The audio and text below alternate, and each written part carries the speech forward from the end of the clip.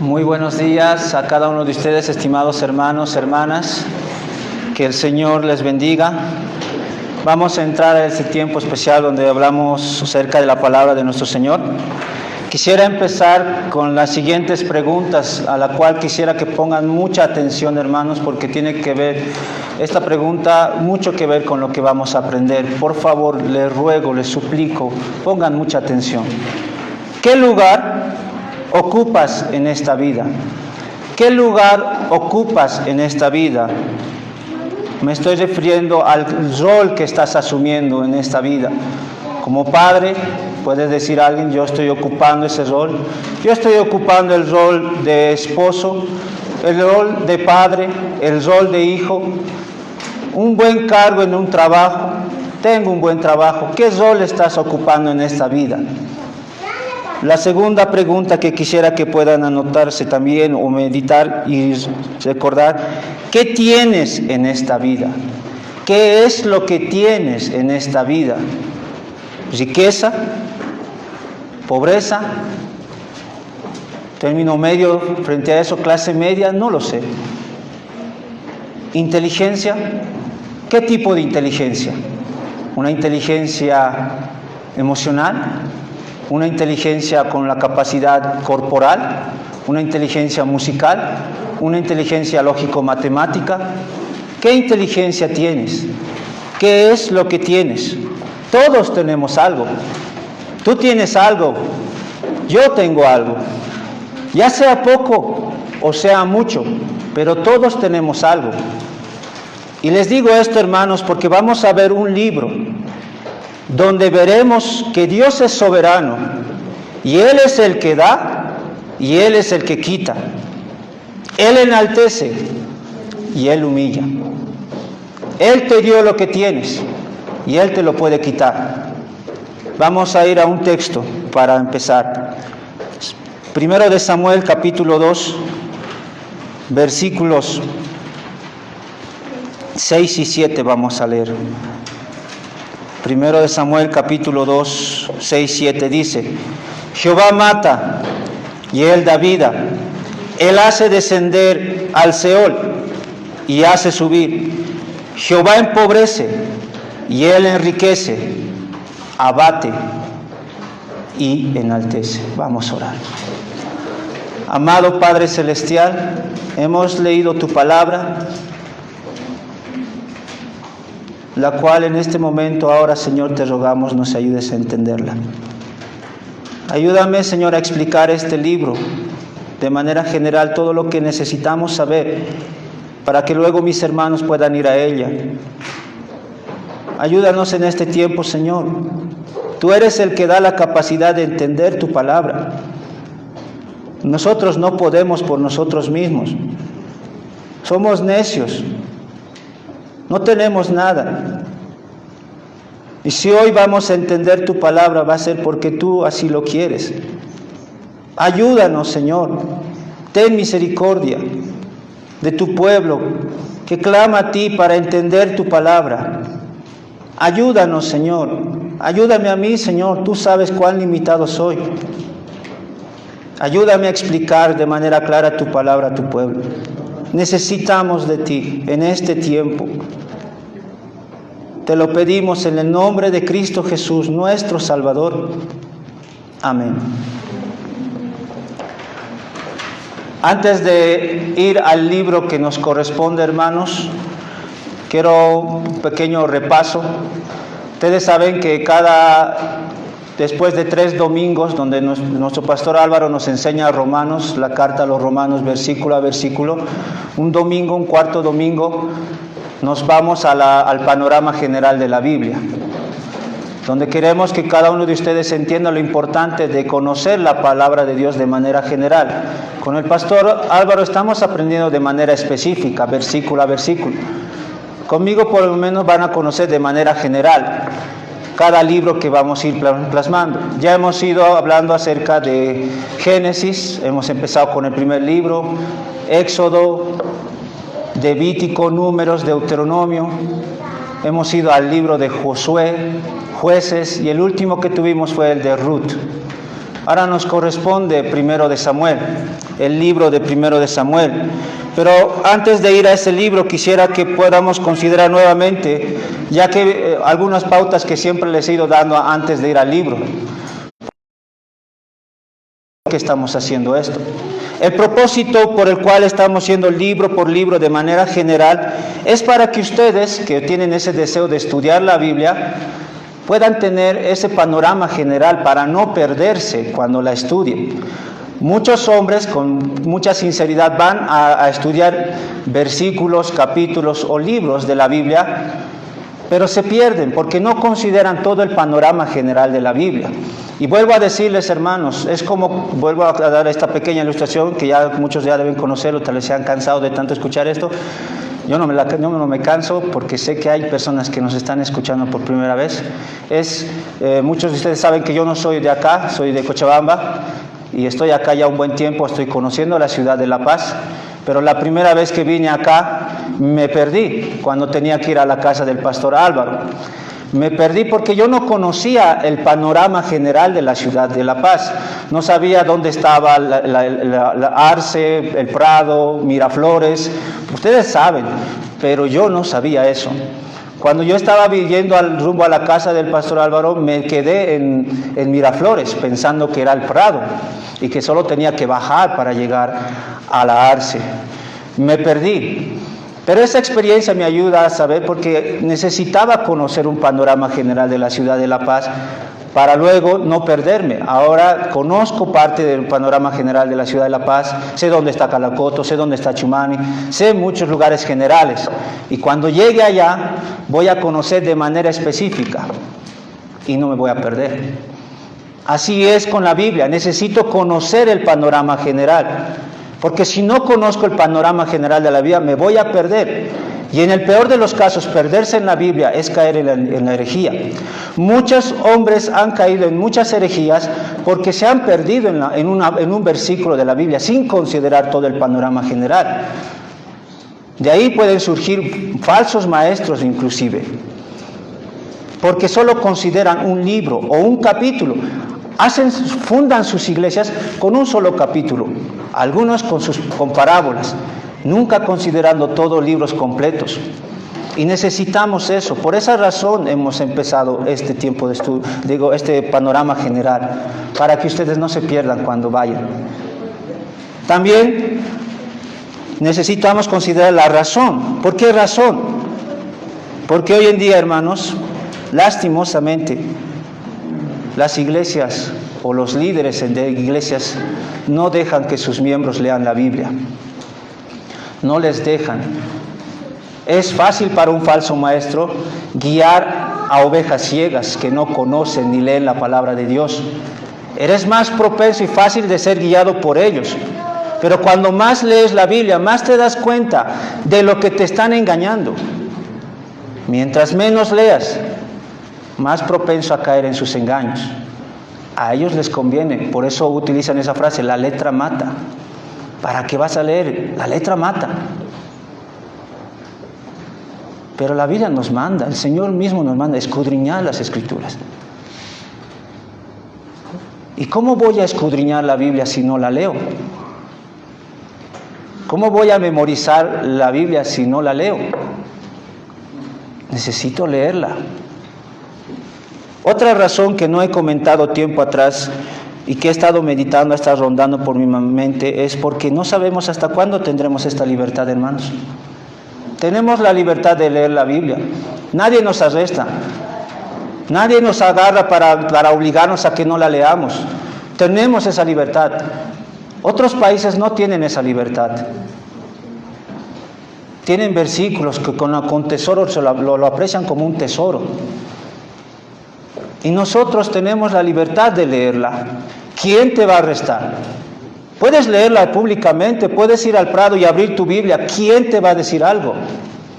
Eso no pueden hacer otras personas, otros creyentes en otros países, como Corea del Norte o los musulmanes. Pero tú sí puedes. Lee. Lee con tu familia. Lee personalmente. Eso es lo que les animamos. Queremos que conozcan, hermanos. Queremos que vengan a nosotros y nos digan también si nos hemos equivocado en algo. Lean. Teniendo eso en cuenta, hermanos, vamos a ir ahora a este libro de 1 de Samuel. Vamos a considerar dos cosas que ya algunos ya deben saber. Primero, considerar las razones para leer este libro. Voy a dar algunas razones. Puede haber muchas, obviamente, pero voy a dar algunas que he visto y les animo a considerar las que les voy a mostrar. Y segundo, datos generales del libro de 1 de Samuel, datos generales. Primero, razones para leer el libro de 1 de Samuel, y segundo, datos generales, para ya si les he logrado convencer de que lean, puedan saber ahora los datos generales para no perderse al leer ese libro. Vamos entonces a las razones. Razones para leer el libro de Samuel, 1 de Samuel. Primero, muestra el deseo de una mujer casada. De una mujer casada. Nos muestra eso. Una mujer piadosa no puede tener hijos. Ahí inicia el libro. No puede tener hijos y nos muestra el deseo desesperado de una mujer que quiere tener hijos. Estamos en un mundo, hermanos, donde se está evitando de que las personas tengan hijos. Los hombres, las mujeres especialmente, no quieren tener hijos. Aunque no van a ser feministas, como lo que sabemos que hay, tal vez nunca van a aprobar lo que ellas hacen, pero ciertamente están agarrando este pensamiento indirecto de no tener hijos cuando se casan. Y aquí vemos una mujer casada, una mujer piadosa, que llora amargamente porque no tiene hijos y quiere tener un hijo. Dos razones puede ser por las cuales en ese entonces se deseaba tener hijos para las mujeres piadosas. Uno es un mandamiento. Dios manda. Génesis 1:28, fructificad y multiplicaos, llenad la tierra. Es un mandamiento del Señor. Una mujer casada que entiende eso, ve ese mandamiento y se lo apropia. Quiero tener hijos, porque Dios me manda tenerlo, y yo quiero agradarle. Y esta mujer no podía tener hijos, y clamaba por eso. Es un mandamiento que muchas veces ignoramos. Muchas personas se casan y no consideran que este es uno de los propósitos para casarte, tener hijos. Es un mandamiento que inclusive los musulmanes lo toman muy en serio. Por eso ustedes pueden ver que son ellos los que se multiplican. Que si ustedes pueden investigar si podemos decir tribus o naciones tienen más hijos, son ellos. Tal vez tienen una otra razón negativa, que es, mientras más hijos, mucho mejor para prepararnos por si hay guerra. Quizá tengan eso, no lo sé. Pero ciertamente es un mandamiento. Otra razón por las cuales una mujer piadosa quería tener hijos, o en especial un varón, porque sabía que de ahí vendría el Mesías. De una mujer nacería el Mesías. Génesis 3:15. De la simiente de la mujer iba a nacer el Salvador, iba a venir, y una mujer sabía eso, sabía que de su descendencia, de ella iba a venir el Mesías, lo cual vino después, siglos después, el Señor Jesucristo. No iba a venir si no iban a tener hijos. Si las mujeres hubiesen tenido el mismo pensamiento que hoy tienen las mujeres de ahora, ¿dónde iba a venir el Mesías? El Mesías tenía que nacer de mujer, de una mujer. No se sabía qué mujer, pero se sabía que debía nacer. Hoy puede una decir, tal vez, pero ya vino, ya no hay necesidad de ese propósito, ¿no? Ya nació. Pero ¿saben qué, hermanos? El Señor Jesucristo murió por un pueblo que no conocemos, un pueblo que quizá todavía no ha nacido, y que va a nacer a través de las mujeres, ¿o no? Mujeres y hombres piadosos van a nacer. Una vez estábamos reflexionando, meditando con los jóvenes. ¿Quién habrá sido el primer creyente? Era nuestra pregunta inicial. Todos meditaban y nos decían, debe ser Adán el primero.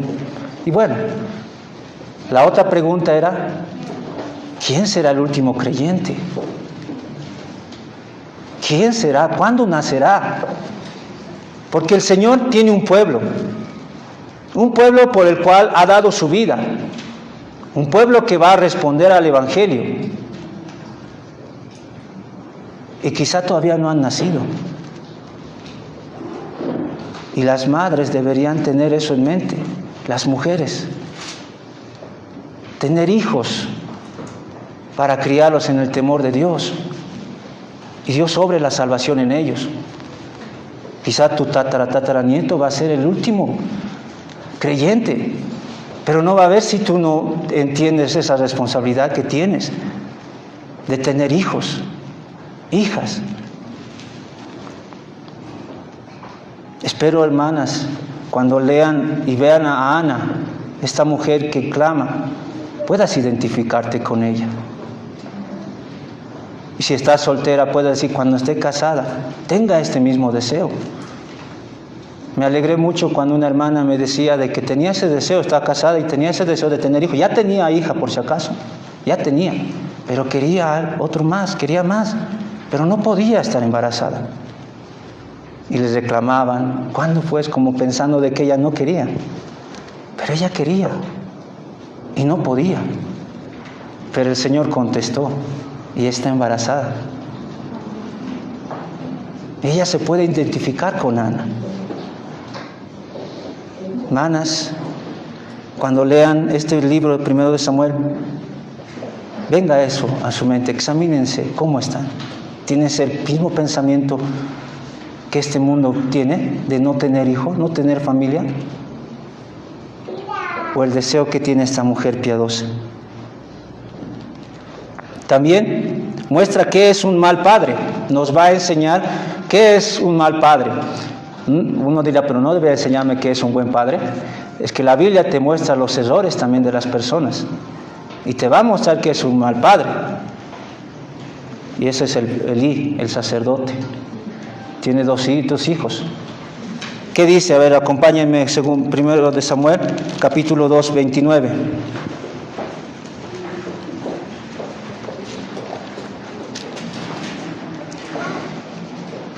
Alguien le va a hablar al sacerdote Elí y le va a hacer una pregunta muy interesante en el versículo 29 del capítulo 2.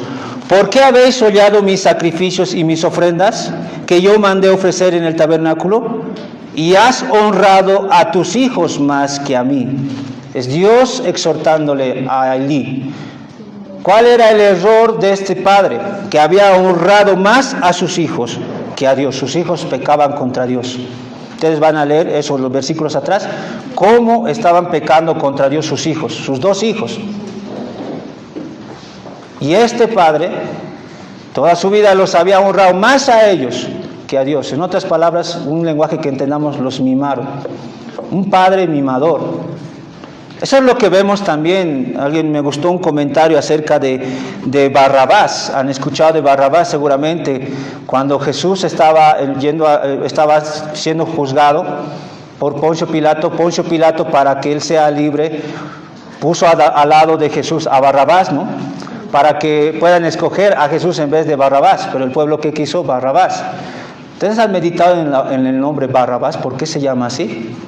Barrabás. Abba es padre, Bar, hijo de papá. Barrabás, comentaristas dicen, con el término de ese nombre, era un hijo de papá. Yo creo que eso conocemos, ¿no? Los hijitos de papá. Cuando decimos eso, ¿qué estamos diciendo? Hijos mimados por sus padres, que nunca les han exhortado, que nunca los han llamado al arrepentimiento. Si los han llamado al arrepentimiento ha sido cuando ya ha sido tarde, cuando ya han hecho lo que han querido ellos. Nunca hubo freno, nunca hubo una exhortación, y si hubo fue tarde. Eso es ser un mal padre, un padre que esté mimando continuamente a su hijo y no le exhorte. La Biblia dice que desde pequeños debemos corregirle. La necedad está ligada al corazón del niño, mas la vara la apartará de ella, la vara de la corrección, y padres no exhortan. Es niño, no entiende. Entiende la vara. Va a entender cuando le vas a exhortar por algo mal que ha hecho. Tampoco le estamos diciendo que le des vara solo porque te pareció que te enojó, sino por algo que hizo mal. Y aquí vemos a Elí y sufrió las consecuencias. Se estuvo hablando en el anterior estudio acerca de las consecuencias de no escuchar. Y estos jóvenes sufrieron las consecuencias. Y también Elí. Padres, varones, no mimen demasiado a sus hijos. Sí, ámenlos, pero también disciplínenlos cuando se han equivocado, desde pequeño. No cuando ya es tarde, porque Elí va a hacer eso, tarde les va a exhortar. Y Dios le dice, has honrado más a tus hijos. Ojalá no tenga que venir eso a tu mente como padre, que te tenga que Dios exhortar, has honrado más a tus hijos que a mí. Muestra que podemos pedir bien a medias. Espero poder lograr hacerles entender esto. Muestra que podemos pedir a medias. Podemos pedir bien, pero a medias, a mitades.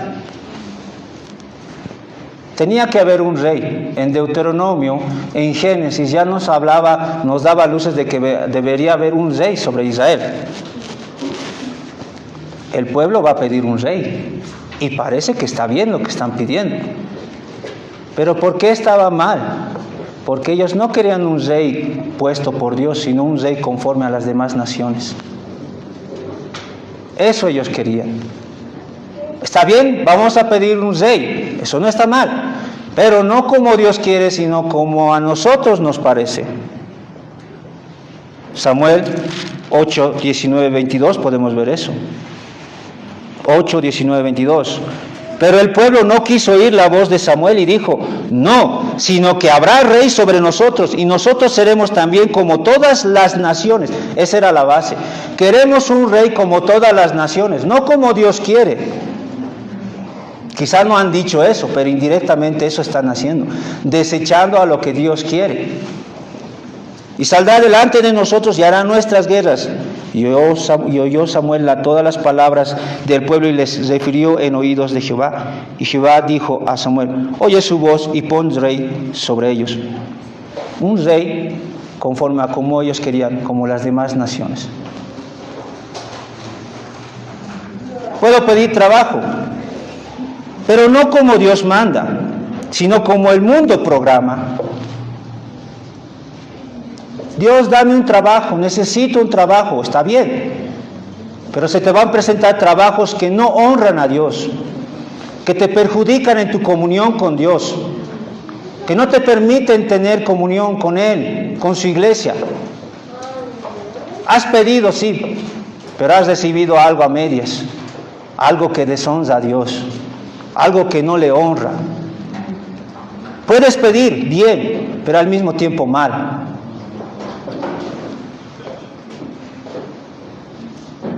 Pedir por un matrimonio, quiero una esposa, pero no como Dios manda, sino como a mí me parece. No importa si ella no es creyente, no importa si ella no ama a Dios, quiero casarme, quiero obedecer eso a Dios, quiero casarme. Podemos pedir a medias, pero al final escoger una mujer que no conoce a Dios ni teme a Dios.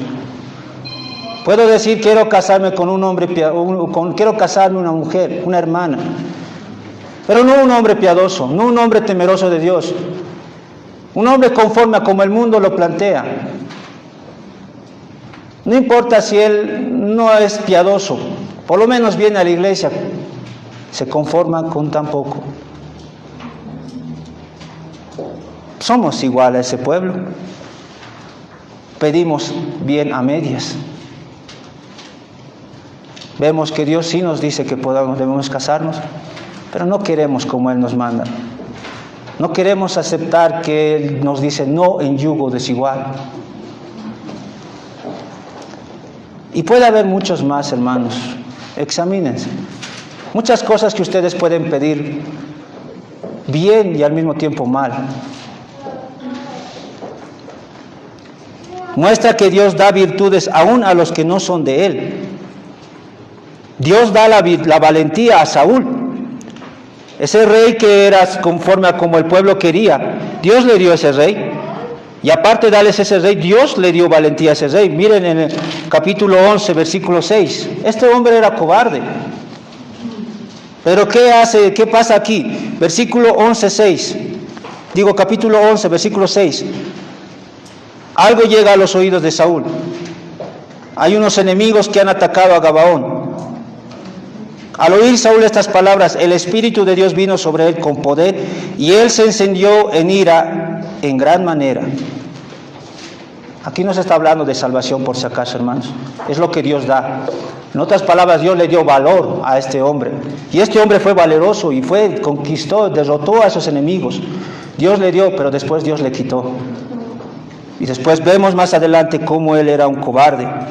La cobardía posterior, capítulo 28, versículo 5.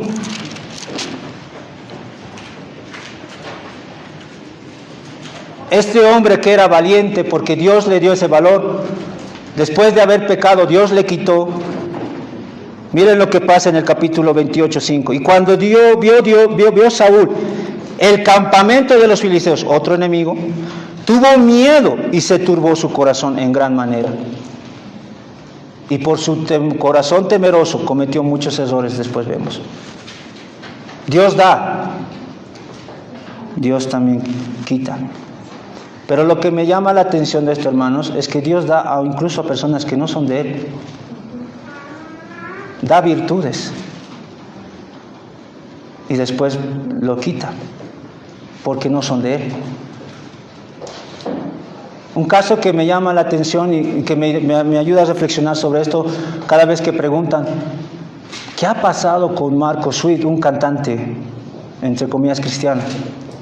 ¿Qué ha pasado? Porque sus canciones de antes eran buenas, tenían contenido bíblico. ¿Quién va a negar eso? Pero ahora ha habido una decadencia, ya no es lo mismo. ¿Qué ha pasado? Dice, es lo que le pasó a Saúl. No es nuevo. Va a pasar siempre, va a venir alguien más adelante igual. Alguien que en principio va a dar cosas maravillosas de Dios, pero después vas a ver la decadencia, de que no era de Él. Salieron de nosotros, pero no eran de nosotros. Y se ve esa realidad triste. Cada vez que venga a tu mente personas que hubo un tiempo que estuvieron haciendo cosas buenas, pero después no, venga a tu mente que eso no es nuevo, que en Saúl se ve eso. Es una realidad. Muestra una confesión falsa, de pecado falsa. Una confesión de pecado falsa. ¿Quién puede ir en contra de que alguien confiese su pecado? Dios nos dice, confiesen sus pecados. 1 Juan 1:9. Confiesen sus pecados. Pero aquí podemos ver, hermanos, un ejemplo con la vida de Saúl de un pecado falso, una confesión de pecado falsa. ¿Quieren acompañarme? Capítulo 15, versículo 24. Saúl, miren lo que dijo. Entonces Saúl dijo a Samuel, yo he pecado, pues he quebrantado el mandamiento de Jehová y tus palabras, porque temía al pueblo y consentía la voz de ellos. Perdona pues ahora mi pecado. Pero su confesión no era sincera, porque después seguía queriendo matar a David. Este hombre era un hombre insincero. De boca para afuera te decía que algo bueno, pero en el interior no era nada bueno. Y lo demostraba con sus hechos. Con su boca decía, hijo mío David, más justo eres tú que yo. Pero después le seguía persiguiendo para matarlo. Esta confesión es así. De boca para afuera y decir, he pecado contra Dios, pero por dentro no hay ningún dolor por el pecado. Y así puede haber personas que puedan decir públicamente, he pecado contra Dios, pero solamente para tal vez hacer sentir que todos lo vean bien. Oh, mire, está quebrantado de corazón, pero es sin sinceridad, no es verdad. Te puedes burlar de nosotros, fingiendo que estás confesando tus pecados, pero en el fondo no es así. No sientes dolor por tu pecado. ¿Por qué? Porque vas a seguir haciendo lo mismo cuando salgas de acá. No va a haber cambio. Eso nos puede mostrar aquí, en esta historia. Y finalmente, hermanos, dos razones contundentes por las cuales les animo a que puedan leer este libro y que ya ustedes deben saber es porque es palabra de Dios. Y pare de contar. El incrédulo, al saber que es palabra de Dios, no le interesa. Al creyente sí. Si el creyente entiende y sabe que es palabra de Dios, la quiere leer, aunque no sepa las demás razones, quiere leerla, le basta con esa razón. Es palabra de Dios, quiero leerla. Y la otra, que impulsa más todavía, porque veremos a Cristo en este libro.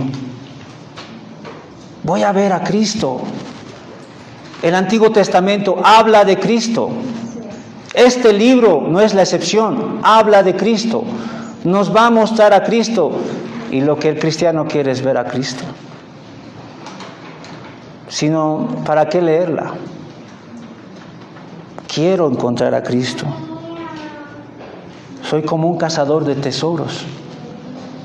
Busco la manera de encontrar tesoros. Pero en este caso mi tesoro es Cristo y quiero escarbar en estas historias y ver a Cristo.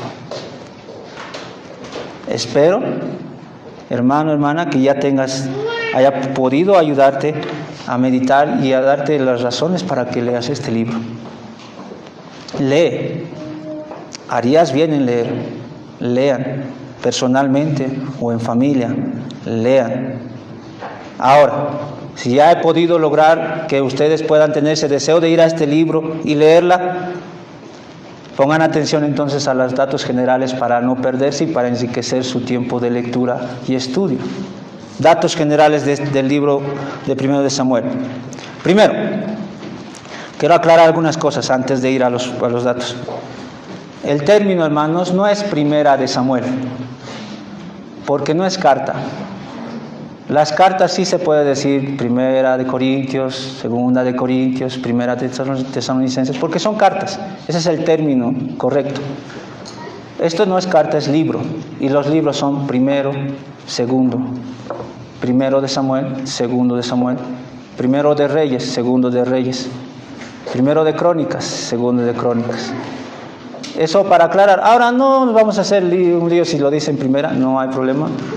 Pero el término correcto es 1, ya, y listo. Simplemente estoy aclarando eso, hermanos. No, tampoco voy a condenar y decir, mira, está diciendo 1 de Samuel, qué mala. No. Simplemente son términos correctos y ya, nada más. Y, por si acaso, hermanos, este libro de Samuel es, junto con 2 de Samuel, era solo uno solo. Es un solo rollo, fue así escrito. En siglo II antes de Cristo, antes de que venga Cristo, cuando hicieron la Septuaginta, donde tradujeron del hebreo al griego, ahí hicieron esa división. Ahí hicieron esa división porque era un rollo grande. Entonces, como a la mitad, para que haya 2 rollos y no sea muy grande, muy extenso. Eso con esto y con los demás libros que van a ver, con 1 de Reyes, lo mismo un libro, y 2 de Reyes, uno solo, y Crónicas, lo mismo. Así que tengan eso en mente. Hoy, por el tiempo, solamente vamos a meditar en 1 de Samuel, pero tengan en mente, continúa con 2 de Samuel. Es un solo libro. Muy bien, ahora sí, vamos a considerar de estos datos generales primero el autor, fecha, audiencia y el mensaje que transmite. Necesitamos saber quién lo ha escrito y necesitamos saber a quién se lo ha escrito. Eso nos ayuda mucho.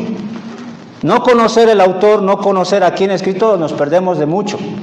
Es como encontrar una carta y no saber quién la ha escrito, digamos una carta de un poema de amor hacia alguien. Necesitamos saber quién escribió y a quién le escribió. Y creo que la persona que sepa que fue para ella lo puede recibir mucho más y entender mucho mejor. Y no perderse al momento de entender ese poema. Necesitamos el autor. Necesitamos saber quién es la audiencia. La audiencia la vamos a poder ver por medio de la fecha. Y necesitamos saber el mensaje que está transmitiendo este libro. Autor. Bueno, los comentaristas dicen que tiene 3 autores. Uno es Samuel, por eso narra la primera porción, gran parte de la porción del primero de Samuel, se habla de Samuel. Otro es Natán, el profeta Natán, y el profeta Gad. Esos 3, quienes complementaron, porque después va a morir Samuel. ¿Y cómo pudo saber después lo demás Samuel? Entonces ahí Natán, que también está en la narrativa de segundo de Samuel, ustedes pueden ver ahí a Natán exhortando a David, él escribió, y el profeta Gad. Esos son los autores que tenemos con este libro. Fecha aproximadamente en 1050, donde comenzó a escribir Samuel, y en el 970 a.C., ahí se terminó casi al final del reinado de David, ya terminando el reinado de David. Ahí está aproximadamente la fecha de este libro escrito. Ahora esto es muy importante, hermanos, casi es al finalizar el reinado de David. Ahí nos debe hacer preguntar, ¿cuál era la audiencia? Era una audiencia que ya estaba empezando a entrar con el reinado del rey Salomón. El rey Salomón. Y si ustedes entienden qué pasó con el rey Salomón, era el rey más grande de Israel, el rey más poderoso de Israel. Era una nación próspera, en otras palabras. El contexto de la audiencia es una audiencia que está en una prosperidad. Es como, no sé, si ustedes les pregunto, ¿cuál es una potencia mundial que conozcamos en nuestro contexto actual? Todos dirían tal vez Estados Unidos, ¿no? Así similar. Una potencia mundial era Israel en esa época. Ya habían pasado los conflictos con Saúl, David, las guerras, tiempo de paz con el rey Salomón, el rey más sabio que tenía Israel. Y crecía en potencia. Ustedes pueden descubrir después en Reyes cómo va a describir el poderío que tenía Israel. Y la gente también, el pueblo también. Entonces es una audiencia, en otras palabras, hermanos, que tiene una prosperidad amplia. Una potencia mundial es la audiencia. Ya nos va a hacer entender por qué razón están escribiendo este libro, han escrito este libro. Y eso lo vamos a saber a través del mensaje que transmite. Ya tengo entonces el autor, tengo la audiencia, una audiencia próspera es la que está escuchando este mensaje. ¿Cuál es el tema? El tema de este mensaje es la soberanía de Dios al exaltar y humillar líderes. Él exalta, Él humilla. La razón por la que el pueblo en ese entonces que está escuchando este mensaje estaba en lo alto, era porque Dios así lo quiso. Y Dios les puede quitar eso. Cuando tenemos algo, somos propensos a enorgullecernos de eso. Eso es lo que le pasa a Estados Unidos. Una nación poderosa, pero orgullosa.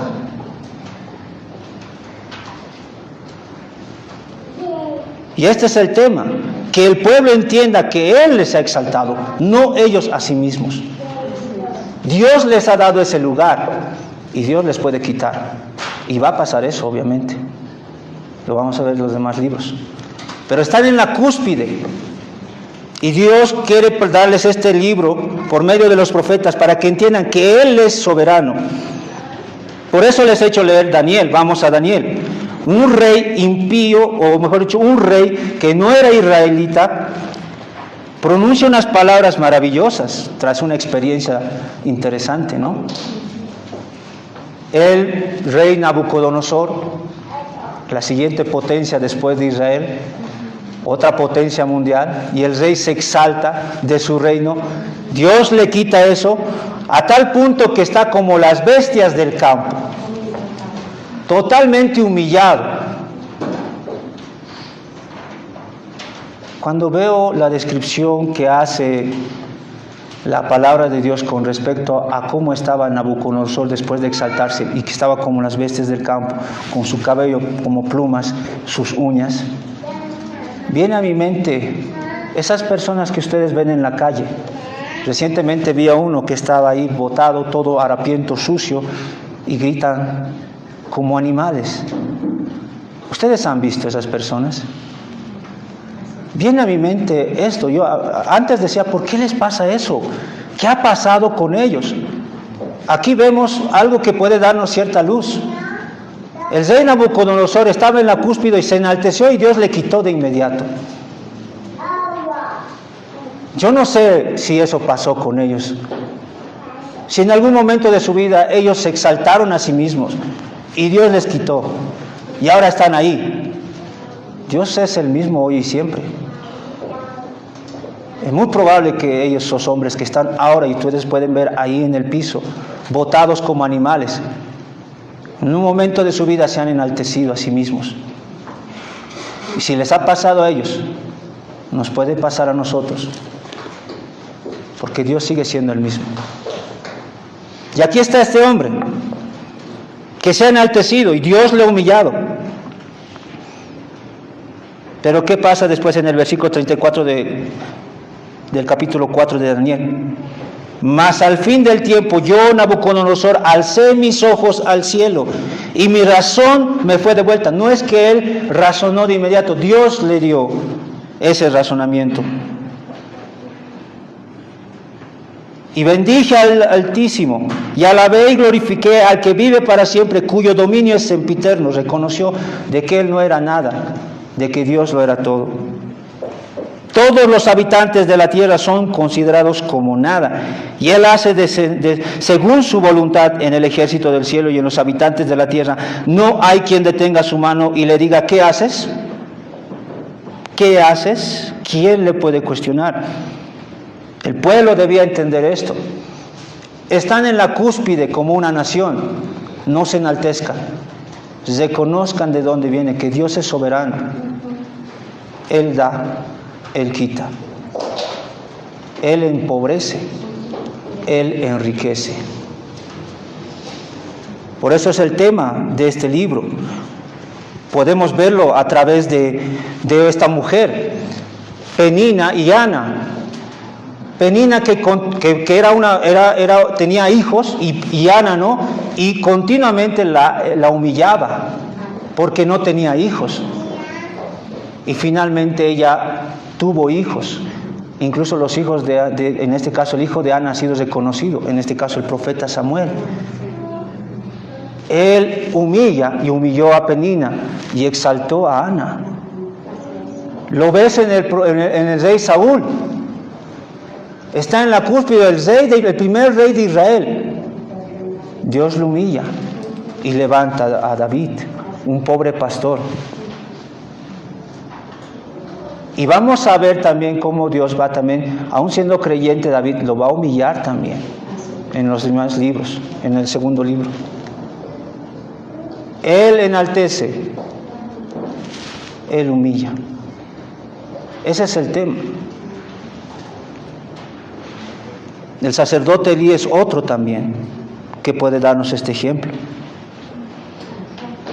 Él es el sumo sacerdote. Y Dios le quita de ahí por lo que se enalteció. Y levantó a un niño, al profeta Samuel. Vemos esa secuencia en nuestra historia. No se pierdan de eso. Él enalteciendo, pero también humillando. Y enalteciendo al que está humillado. Por eso el propósito de este libro, con estas historias el Señor quiere promover la humildad delante del Señor, porque Él es Rey de Reyes. Vuelvo a decir, vean a la audiencia está en la cúspide, pero ellos deben entender que Dios es soberano, que ellos deben permanecer humildes delante de Él, postrados delante de Él. Eso quiere decir la palabra humillar, cabeza abajo, nunca levantada, delante de Dios. También fomentar la esperanza en el Rey venidero al mismo tiempo, porque estos reyes que después van a venir, ahorita solo primero de Samuel nos muestra 2 reyes, nos hace anhelar al verdadero Rey que viene. Un Rey que no va a ser como Saúl, un rey que no va a ser como David, aunque tal vez hizo cosas buenas, pero también se equivocó. Vamos a ver eso en el 2 de Samuel. Pero nos hace anhelar al verdadero rey, a Cristo. Ese es el propósito. Si tú vas a querer llamarlos, ponerlos como estrellas, en este caso a David, te va a decepcionar. Pero esa decepción te tiene que llevar a Cristo, quien no te va a decepcionar. Su estructura, bueno, hay muchas maneras de dividir este libro. Yo, por lo menos, para que se pueda entender mucho mejor, lo he dividido en 2 partes. Capítulo 1 al 7, fin de los jueces. Ustedes recordarán, el libro de Jueces es amplio, y aquí se está terminando con el profeta Samuel, el tiempo de los jueces. Del capítulo 8 al 31, inicio de la monarquía, comienzo, el reinado, los reyes. Va a empezar con Saúl, va a hablar de David, termina con David, y después vamos a ver en primero de Reyes y segundo de Reyes los demás reyes. Inicio de la monarquía. Puede ser dividido por subpuntos, no hay problema, hermanos, pero espero para que puedan comprender de manera general. Fin de los jueces, comienzo de la monarquía en Israel. Y bueno, como nuestro deseo es ver a Cristo, permítanme mostrarles de qué manera podemos ver a Cristo. De manera independiente, o mejor dicho, dependiente, perdonen. Desde Génesis, cuando se ha prometido de que vendría de la mujer el Mesías, ha ido avanzando, ¿no? Ha ido mostrándonos que iba a ser de la descendencia de Abraham. De Abraham, que tuvo 2 hijos, iba a ser de Isaac. Isaac, que tuvo también 2 hijos, Jacob y Esaú, va a ser de Jacob.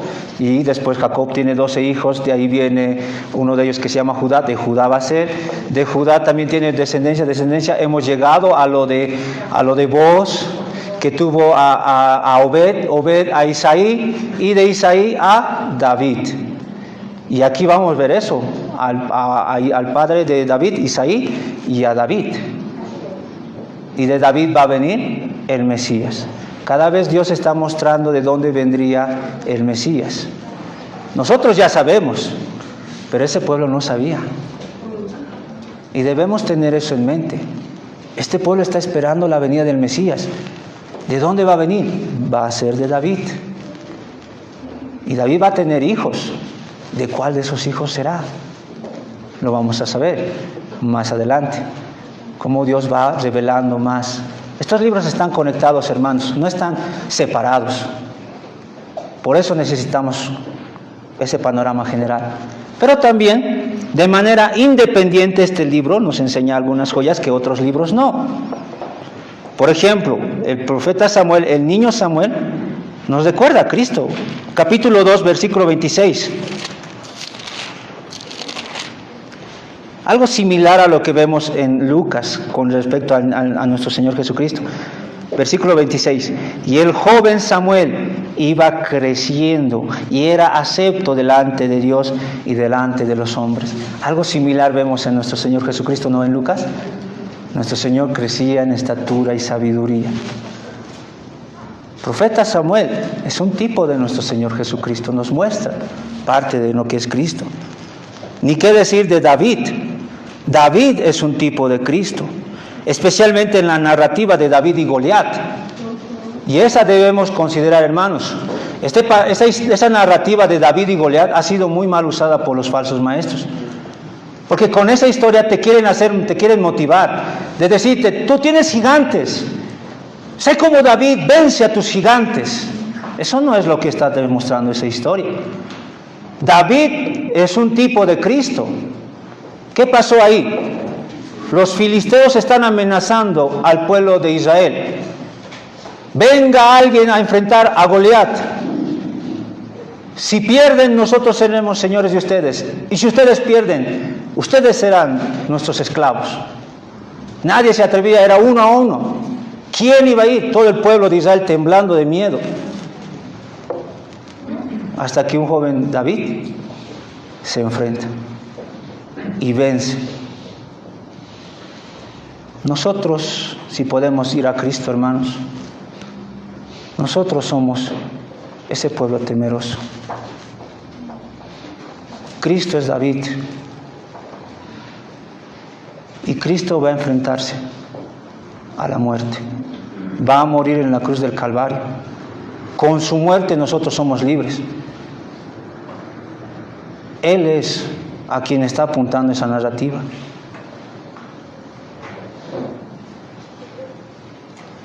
No como nos han hecho creer. Tienes gigantes. No, es Cristo quien venció la muerte. Cuando David venció, el pueblo fue libre.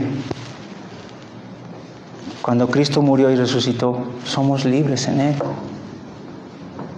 Está apuntando a Cristo esta historia. Y hay muchos más que pueden encontrar, hermanos, pero que les animo a que puedan por su cuenta escarbar y conocer.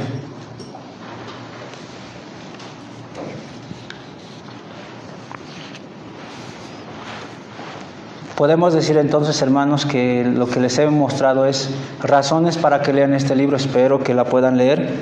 Les he dado datos generales para que puedan enriquecer su estudio, su tiempo de lectura. Quisiera terminar con la misma pregunta que he empezado este tiempo. ¿Qué lugar ocupas en esta vida? Vuelvo a decir, ¿qué tienes en esta vida? ¿Qué lugar ocupas? ¿Qué rol asumes? ¿En qué puesto estás? ¿En qué posición te encuentras? ¿Elevada o baja? ¿Qué tienes? ¿Qué es lo que tienes? Vuelvo a decir, todos tenemos algo. Todos hemos recibido algo en esta vida, sea poco o mucho, pero tenemos algo. Hermanos que se están examinando ahora, que dicen que tienen poco, los jóvenes especialmente pueden decir, yo no tengo mucho, no tengo casa, no tengo posesiones, soy joven, ¿qué tengo? No tengo mucho, pero tienes tu juventud. Tu juventud es tu orgullo. Te enorgulleces por tu juventud. Menosprecias a los mayores por tu juventud. Eres propenso a caer en el orgullo. Dios te ha dado esa juventud.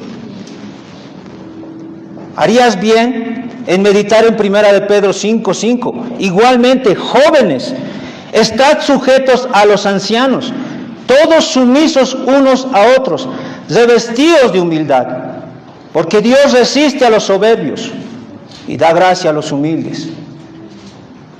No te enorgullezcas de tu juventud. Cualquier rato puedes morir. Es en la juventud donde muchas personas se enorgullecen, menosprecian a los demás por la fortaleza física que tienen. Dices que tienes poco, pero Dios te ha dado eso. Te va a humillar si es que sigues enaltecido. Dios sigue siendo el mismo. Lo hizo con Penina, lo hizo con Saúl y lo puede hacer contigo.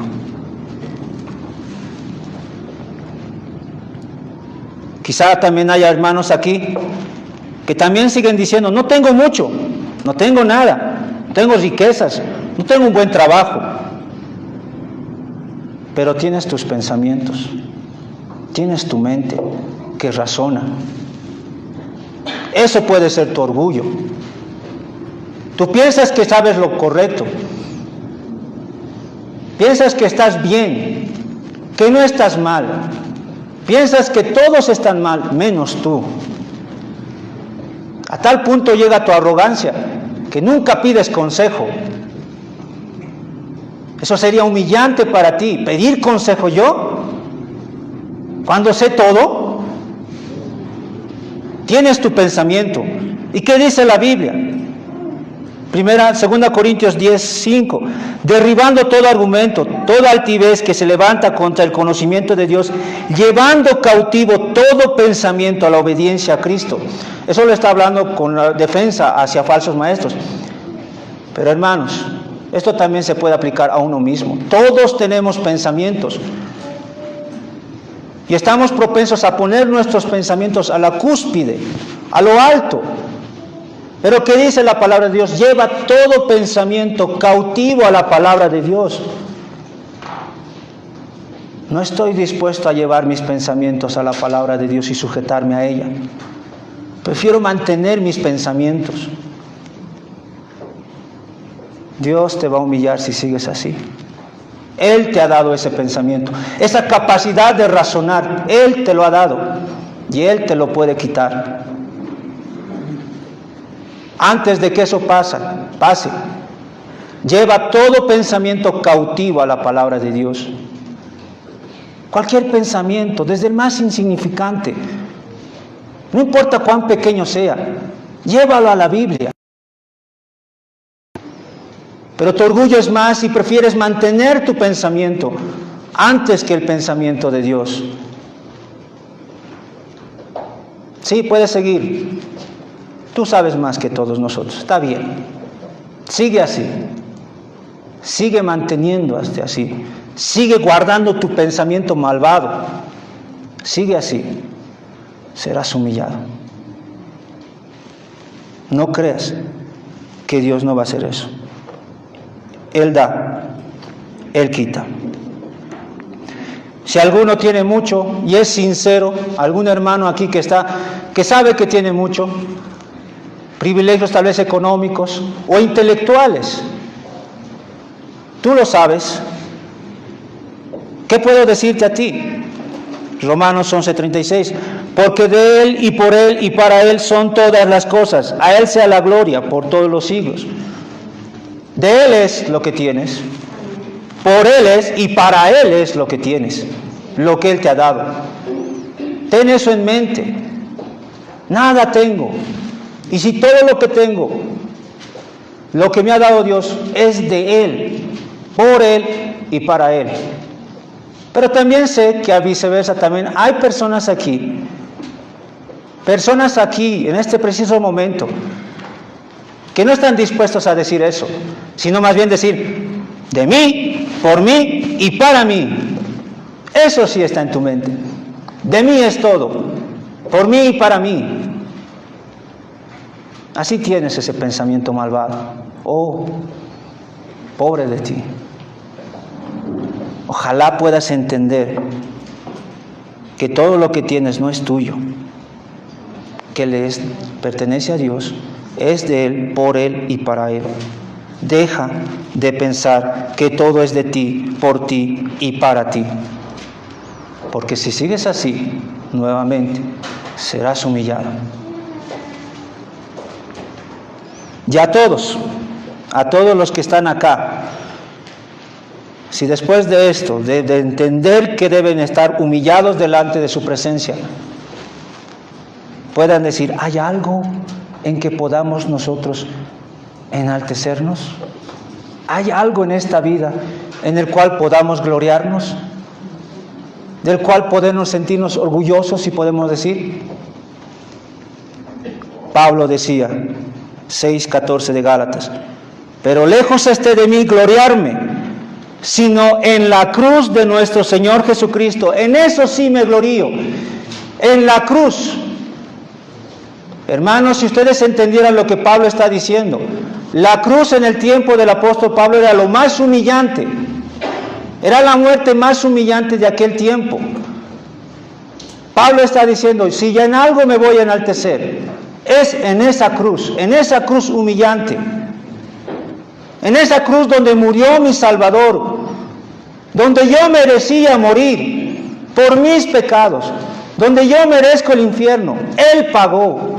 Él murió. Yo merezco esa cruz.